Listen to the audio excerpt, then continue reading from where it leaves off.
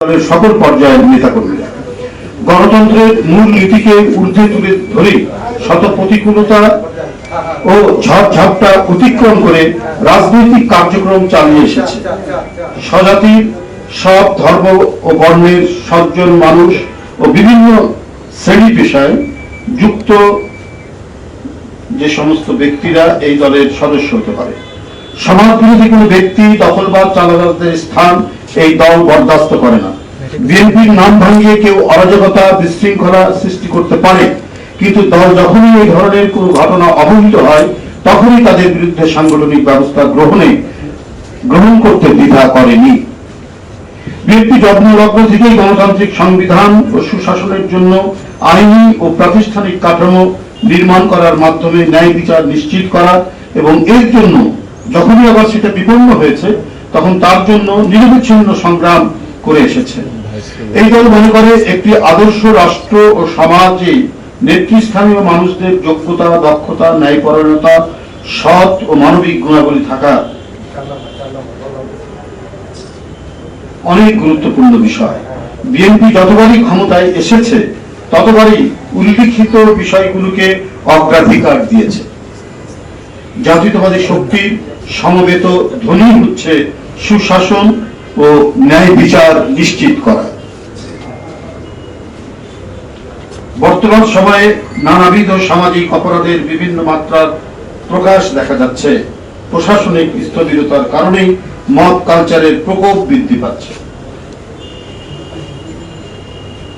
অবৈধ কালো টাকা এবং গোপন অপতৎপরতার প্রভাবে মব কালচারের নামে সমাজে বিশৃঙ্খলার চেষ্টা চলছে। আবার অন্যদিকে অত্যন্ত পরিকল্পিতভাবে প্রযুক্তি ব্যবহার করে স্বার্থন্বেষী মহল বিএনপির নামে সামাজিক যোগাযোগ মাধ্যমে নানা অপপ্রচার চালাচ্ছে। এই পরিকল্পিত অপপ্রচার, অপতৎপরতা কৃত্রিমভাবে তৈরি সামাজিক অশান্তি ও গণতন্ত্রের পথ চলাকে বাধাগ্রস্ত করা এবং নির্বাচন পেছানোর সুদূর প্রসারী পরিকল্পনা বলে জনগণ মনে করে।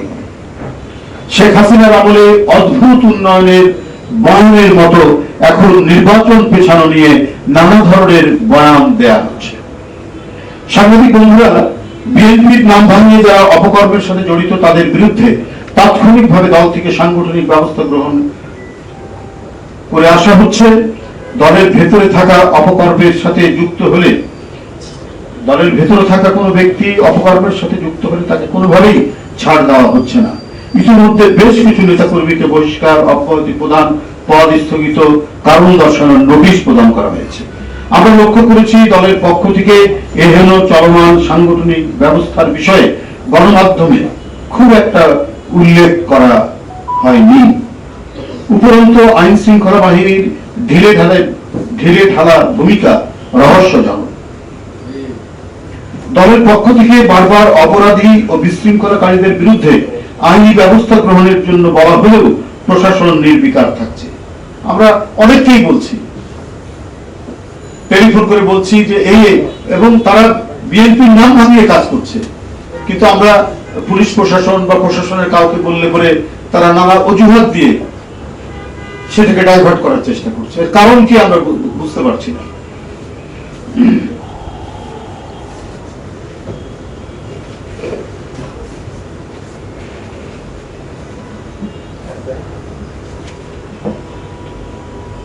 দুষ্কৃতিকারীদের বিরুদ্ধে আইনি ব্যবস্থা গ্রহণের জন্য দল থেকে প্রশাসনের সাথে যোগাযোগ করা হলেও প্রশাসন কোনো সহযোগিতা করছে না।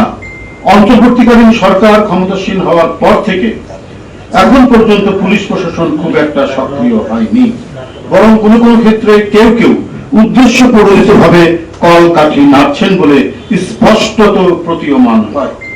এরকম পরিস্থিতি চলতে থাকলে সমাজ, সংস্কৃতি, সভ্য আচরণ বিপন্ন হয়ে পড়বে।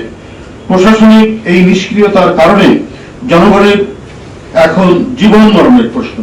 গণতন্ত্রের স্থায়ী পুনরুজ্জীবন ও ঐতিহাসিক সার্থকতা নির্ভর করছে রাষ্ট্র সমাজে শান্তি ও স্থিতির উপর। আর এক্ষেত্রে দক্ষ প্রশাসন অতীব জরুরি।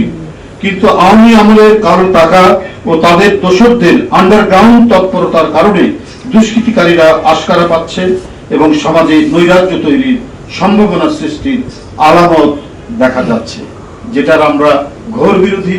আমরা বারবার এই বিষয়গুলি তুলে ধরেছি আপনাদের মাধ্যমে, কিন্তু প্রশাসন এ ব্যাপারে শক্ত ভূমিকা রাখবে, তারা সেটি রাখছে।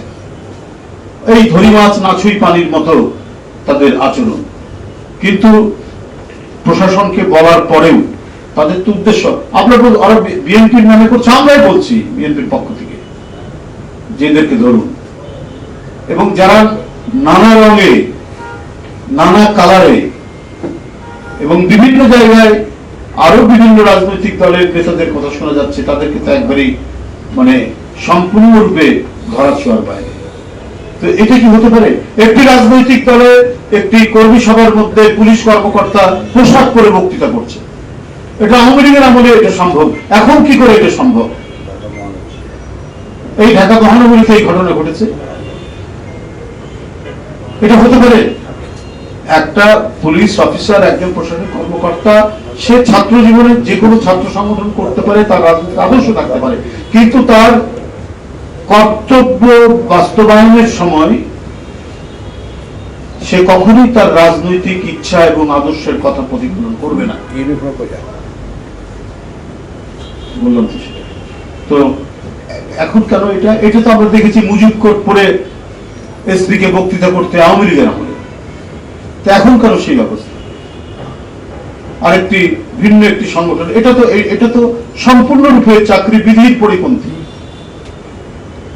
এই যে নিজেকে মানে ইয়ে জাহির করা, আমি অমুক দলের লোক, আজকে একটি পরিবর্তন ঘটেছে, একটা দানবীয় সরকার পতন হয়েছে, এখন তো আইনের শাসন। আইনের শাসন মানে যারা আইন প্রয়োগকারী সংস্থা, যারা প্রশাসনিক ব্যক্তি, তারা নিরপেক্ষ আচরণ করবে, তারা যথার্থ আচরণ করবে, যাতে সমাজের কোনো মানুষ আইনের আশ্রয় নিতে গিয়ে বঞ্চিত না হয়, রাজনৈতিক কারণে সে যাতে কোনোভাবেই বঞ্চিত না হয়। সেটাই তো হচ্ছে আইনের শাসন। সেটা না নিয়ে ইউনিফর্ম পরা পুলিশ যদি একটি রাজনৈতিক দলের কর্মী সবাই বক্তৃতা করে, তো এটা তো বিপজ্জনক। এটাই তো নৈরাজ্য ধেয়ে আসার সম্ভাবনা রয়েছে। আপনাদের সকলকে ধন্যবাদ জানাচ্ছি। এই হচ্ছে আপনাদের আজকের মূল বক্তব্য।